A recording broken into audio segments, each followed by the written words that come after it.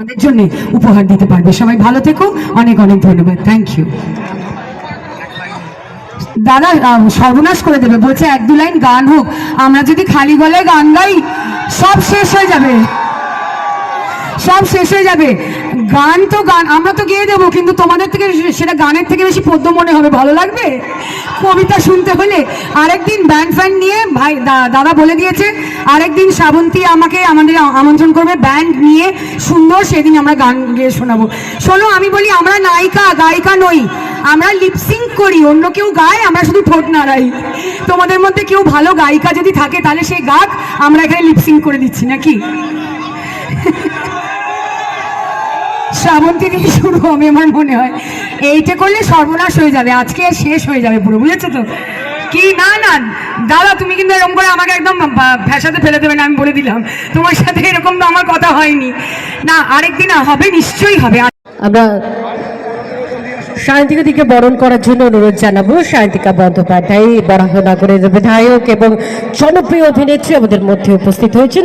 দুই কুইন আমাদের মধ্যে বসে রয়েছেন, কিন্তু একদম দুই কুইন আমাদের বরণ করার জন্য অনুরোধ রাখবো জেসমিন খান মহাশয়কে। ব্যয়োত্তরীয় পুষ্পস্তবক এবং স্মারক দিয়ে আজকের এই অনুষ্ঠানে আমাদের সম্মানীয় অতিথি বরাহনগর বিধানসভা কেন্দ্রের নির্বাচিত বিধায়িকা সায়ন্তিকা বন্দ্যোপাধ্যায়কে আজকে বরণ করে নিচ্ছেন। বরণ করে নিচ্ছি।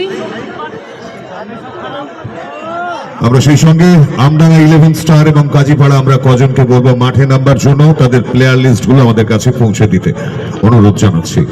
মাইক্রোফোন তুলে দিচ্ছে আমাদের সম্মানীয় অতিথি। কি খেলা হবে? খেলা তো হচ্ছে, সুন্দর খেলা হচ্ছে, এবং আমাদের সকলের প্রিয় খেলা, বাঙালির সেরা খেলা ফুটবল।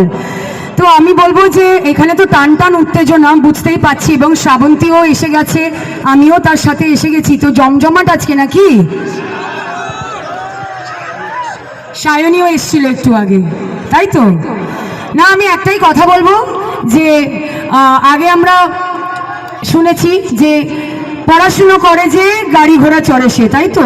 এখন এটা চেঞ্জ হয়ে গেছে, এখন খেলাধুলো করে যে আরো বেশি গাড়ি ঘোড়া চড়ে সে, তাই তো? খেলাধুলোর মধ্যে থাকতে হবে, শুধু করো আর আবার দেখা হবে। Thank you.